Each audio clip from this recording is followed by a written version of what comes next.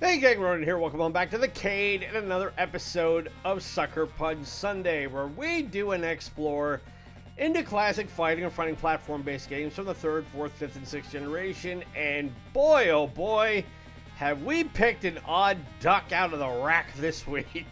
We're gonna go back to 1994 and the Sega Genesis / MegaDrive. We're gonna play a game that, to this point, I didn't realize existed, and that's partly because I never had a Genesis or a Mega Drive when I was a kid. I didn't have a Super Nintendo either. This game came out for both of them. It was made by Interplay, and it is called Boogerman, subtitle, A Pick and Flick Adventure. Now, am I expecting a great deal out of this game over the next half an hour we're going to be playing this? No. But sometimes you just gotta go there and play games that have enough of a just oddball background that what else are you gonna do? Sometimes you gotta stop taking life so seriously. It can't all be about brain surgery and income taxes. So, as I said, this game came out in North America in 1994, came out in Europe in 1995. It was available on both the Genesis, Mega Drive, and the Super NES. It was created and released through Interplay Studios. The whole idea is that it is a side-scrolling fighting game, and I use that term in the loosest means possible.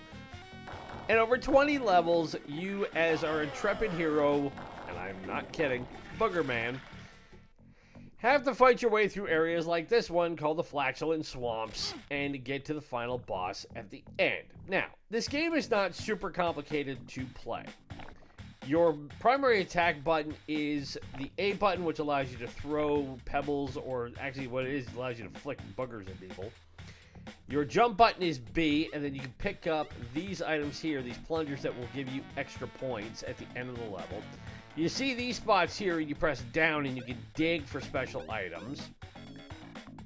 And then if you jump on these little pads here, you can get bonus stuff for that at the end of the level. And then you have different items you pick up throughout the game that can help you as far as sustaining your life, give you more power, and stuff like that. You also have a big attack that if you hold the Y button down, and you see that blink up in the upper right corner, you can let out a hellacious belch, or you can, I suppose the only safe way to put it is, you can let out a rip of a fart. And that is like your super attack that you use to take out all your opponents with. Now, there is no time limit to each level.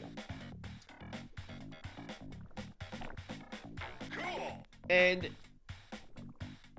I mean, in testing this game out to make sure it worked on my emulator, and again, I'm using the Fusion 3.64 emulator, it is one of those where I was kind of like, do I really want to give this game a shot? And in some ways, I felt like I was being deliberately juvenile by doing so. But also, I can see the appeal in playing a game like this. Now, you reach the halfway point when you summon this outhouse, and it's still, these are words that I wouldn't be expecting to use in a game circa 2024. But then I forget that this game came out 30 years ago, and it wasn't that we were more juvenile, it was just that I think we didn't take things quite so seriously as we do now.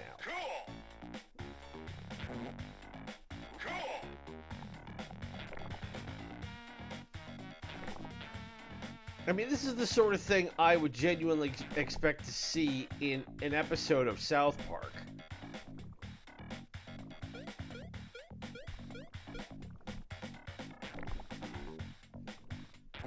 Now, part of the idea behind this game that the designers for Interplay came up with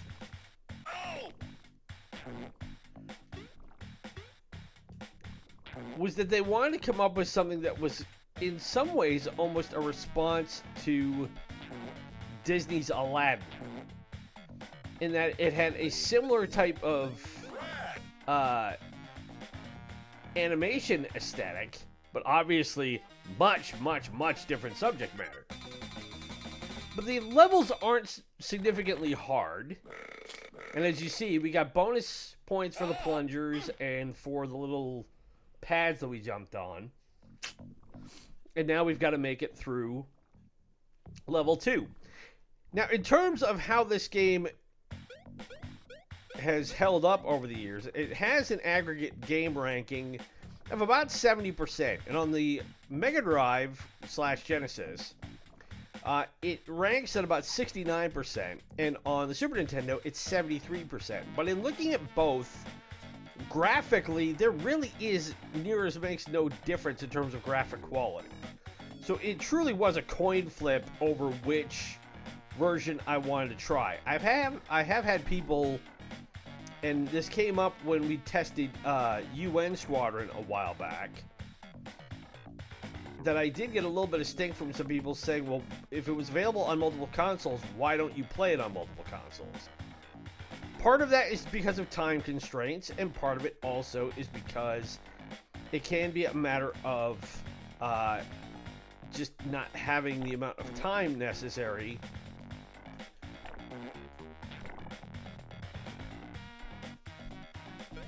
to transition between one emulator program and another.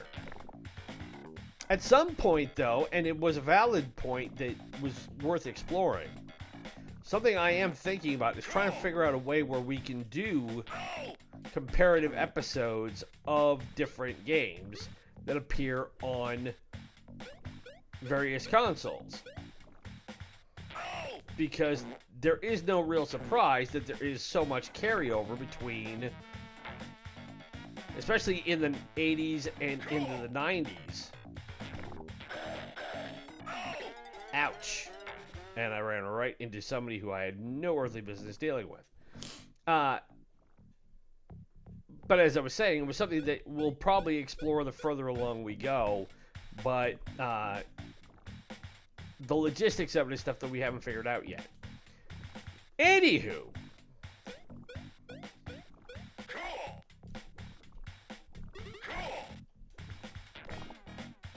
See if we can get through this level really quick.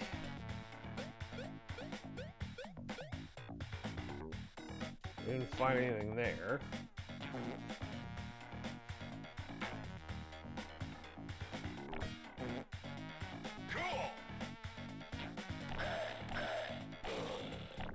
Alright, 3 shots took him out.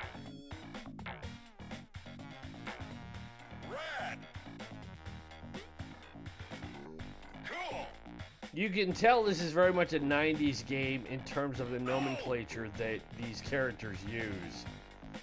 I haven't heard anybody use rad since I was probably 13 years old. I mean, don't get me wrong, I'm old, but in the grand scheme of things, I'm not that old.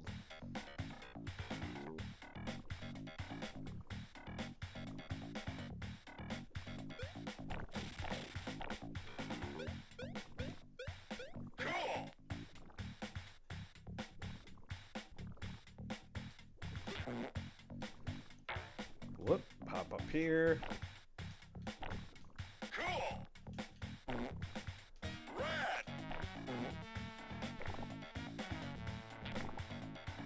See if I can use my super burp here.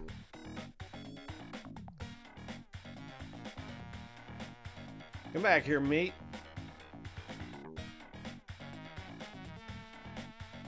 Where did he go? Oh, he disappeared on me. All right.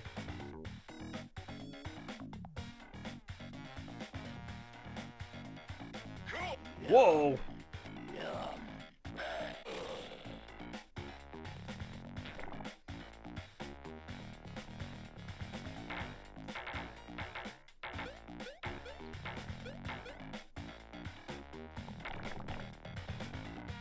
And we made it through this level. So how do we do for a bonus here? Not very far.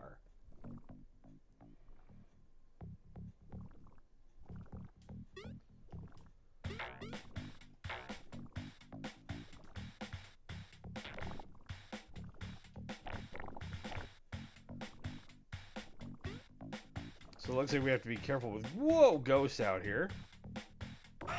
Ow.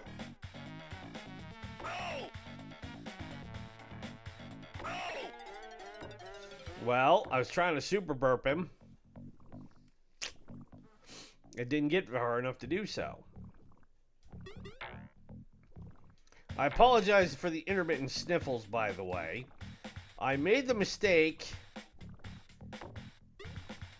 during Sports Saturday, which I hope you guys tuned into, rather, not turned into, last week, as we played NFL Blitz 2001.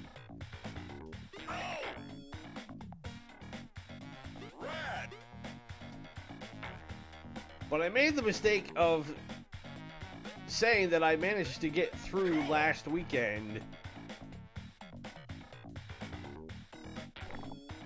having borne the brunt of my annual dealings with Mother Nature during spring. And it turned out I was grossly wrong because she came back with a vengeance yesterday and whooped my behind. So I am heavily medicated as we are doing this.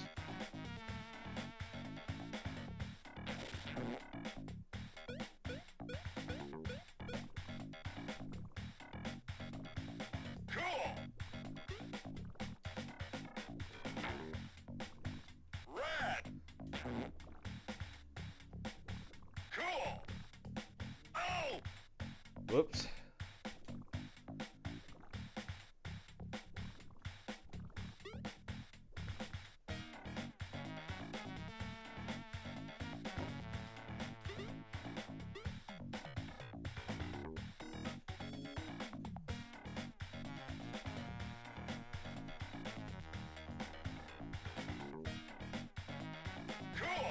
Okay, we should almost be the end of this level.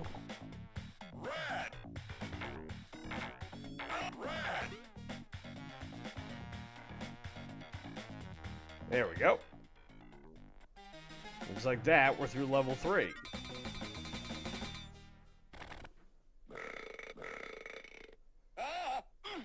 But we didn't get enough to build the ladder to give us the extra player.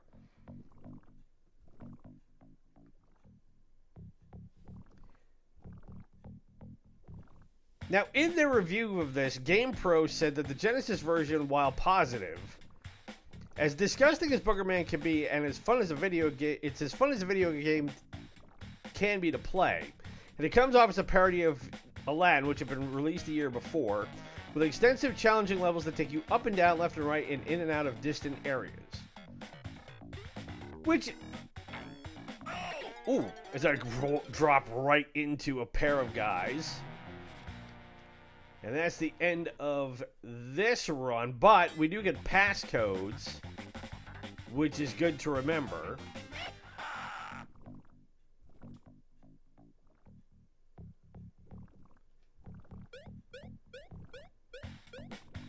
But it's going to have us start all the way back at level 1, which is a bit annoying.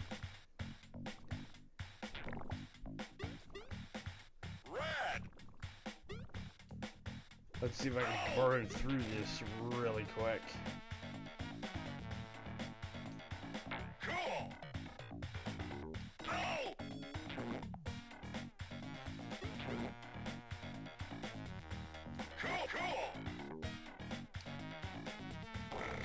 Knock that out. I still don't know what is in there.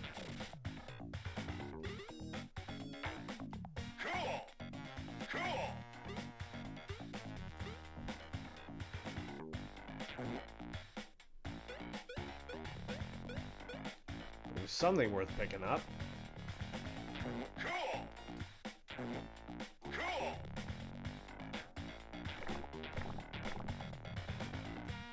Up the schnoz.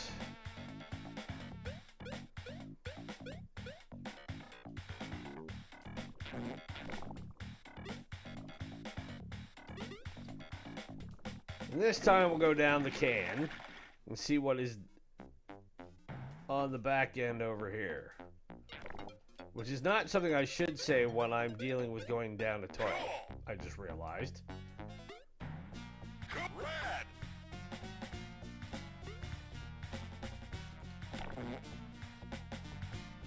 Red.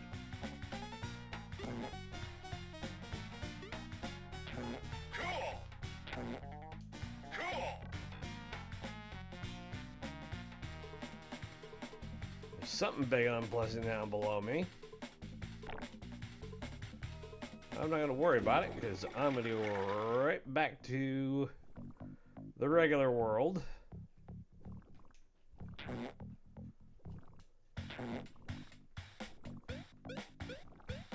Red. And very quickly, we're through level 1 again. We picked up a lot more plungers this time, that's for sure.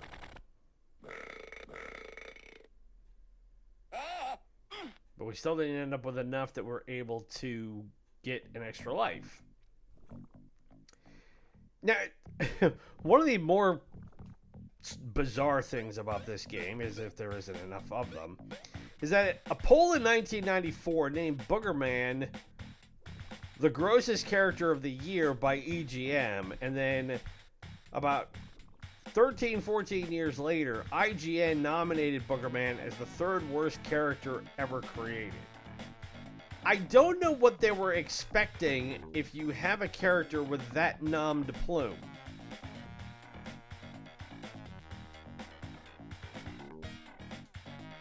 Again, to go back somewhat to the idea of this being a character you would expect to see in, like, in an episode of South Park.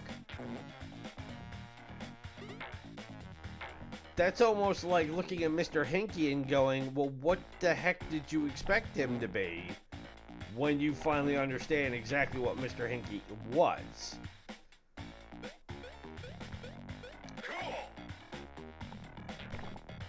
In fact, there's a very, very famous comedian, Wanda Sykes, who one of her most famous bits was about Mr. Hanky.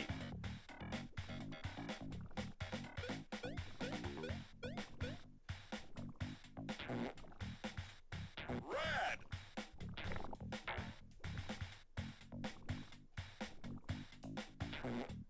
And the whole notion of how could you genuinely be surprised and how can you be shocked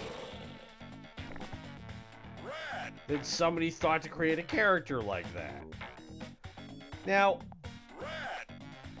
far be it from me to be on any side of the morality police, of which I am very much not. Otherwise, you wouldn't be seeing me play a game like this. It's just one of those little ironies that I tend to see every once in a while, and I'm just like, okay.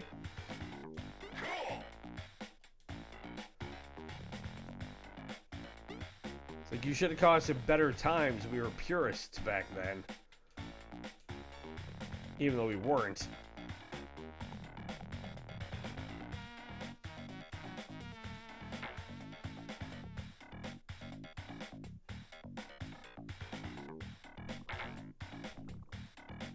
But having been a teenager at the time that this game came out,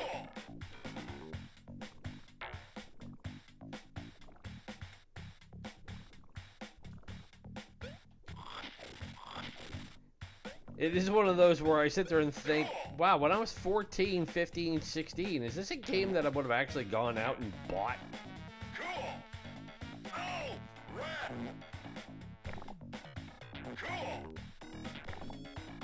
And I can't necessarily say for sure that I would have. In fact, I know for a fact I didn't, because I never owned it.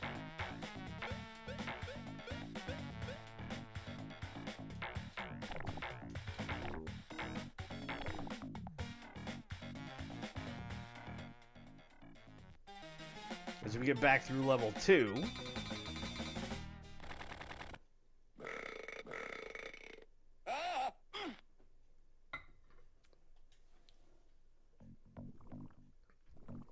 But at the same time, I think in a lot of ways we expect...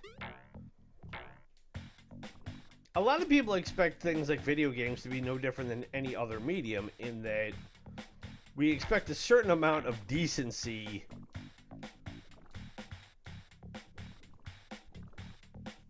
And we tend to think that we are, like, there's a moral superiority baked into stuff, even like video games.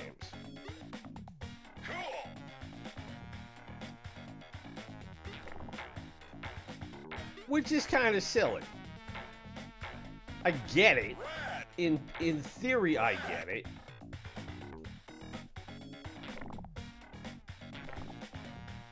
But at the same time,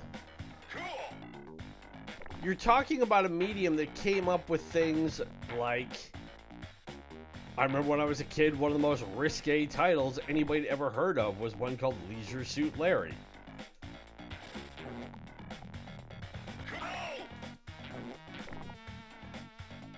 Which had a whole lot of innuendos to it and not a whole lot of stuff that people would look at now and go, oh my god.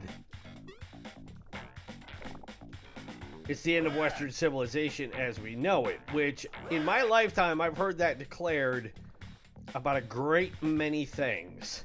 From music to movies to TV to books to every facet of modern media. Somebody has jumped on their high horse and said, this is the end of Western civilization. It's the end of everything that we know and hold dear as people and as a culture and all these crazy things. And sometimes you just gotta let yourself... You gotta let your freak flag fly, for lack of a better term. You just gotta be able to, to let loose and play something silly.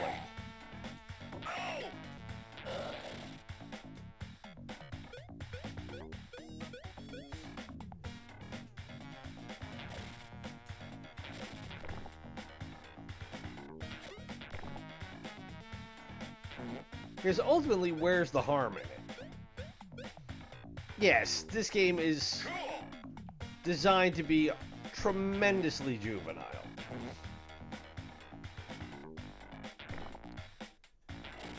But at the end of the day, what is it ultimately damaging by having been created in the first place?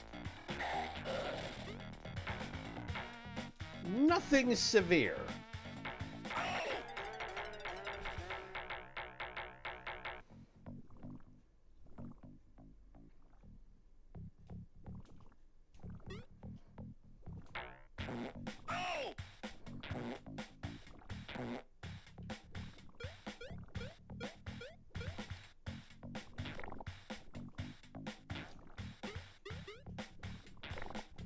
See if we can get through this last level here.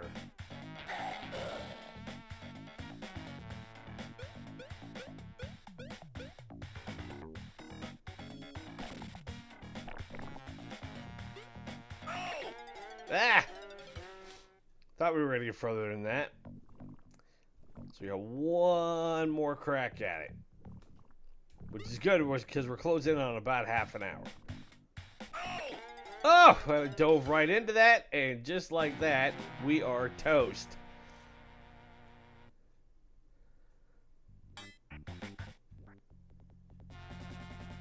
So now that we have the password, if we want to be able to get back into it. Whoop, that's not what I wanted. We can go down this John, but it's going to have us start back here. So, that, in a nutshell, is Boogerman, again, subtitle, a pick-and-flick adventure from 1994 for the Super Nintendo and the Sega Genesis. Is it a good game? It's definitely a unique game. I don't necessarily mean in terms of substance, but in terms of style. Tell me where there's another game that's like this that was made at the time or one that's come out since. I mean, you can go all the way to Conker's Bad Fur Day for games that really push the envelope of what's considered good taste. In the grand scheme of things, does this run into that arena? No. Is it as bad as Leisure Suit Larry? No. Is it...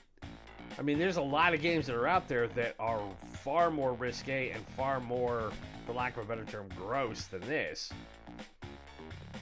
But also, I think Interplay never tried to do anything different with this than make a very silly, relatively infantile game that could just make fun of itself and have fun. Is this a game that they can make today? Well, they did say in 2013 that there was an HD sequel that was in the works under a different company name. They did a Kickstarter campaign, and they had set the goal at the time of $375,000 to get it made. Unfortunately, it came up way short. It barely reached a tenth of that goal. And they're still trying to, the original designers, Mike Striggy and Chris Tremmel, are still trying to come up with the funding and a means to do a sequel for it. That it did not get met by such high response on its Kickstarter petition tells me that there isn't as big of an audience out there as they might have been hoping for. I don't know how well the original game sold. The research I did on it didn't have high figures for that, which isn't that, it's not that surprising. It's not, again, as I've said on previous videos, that is more common than you may think with older games. They simply didn't track as much as they do today, as many units that got sold and released from title to title. It just wasn't, and not that it wasn't important. It just, the metrics weren't there for one, and companies weren't so hell-bent on making sure that they could maximize how, down to the millimeter, how many units sold. Is it a game that we could see again down the line? I mean, we could, if they get the funding and they get a company to put it together, or if they wanted to do an indie version of it. I mean, with the way the AA titles especially are getting really bumped to the forefront nowadays, and indie titles are becoming really the high standard for what gamers are going for. Yeah, I mean, if you could find a niche for it. But again, is that niche for this sort of game gonna be there? And if they did, would they want to go for a 2D side-scroller, or would they want it in a different format? I don't know. But for this one, and again, you can play it on either the Super Nintendo or the Sega Genesis. I mean, if you're looking for something that is silly, does not require a lot of brain power, and ultimately can be fun and just something you can turn your brain off for a little bit and just play a truly cartoony action platforming fighting game, it's not bad. I mean, there are worse games out there, trust me. So, if you've been enjoying the content on the channel, best way you can show it, hit that like button, subscribe if you are new, and ring the bell to be notified of new episodes. Again, we post stuff every week. We will have a one-day playthrough coming up tomorrow, as well as WTF Wednesday in the middle of the week. As I said yesterday for Sports Saturday, we are looking to, once we get to episode 50 in that series, we are going to change up the format a little bit. We're thinking of just picking one title and going through like a full season on it, but we haven't decided how that's going to work.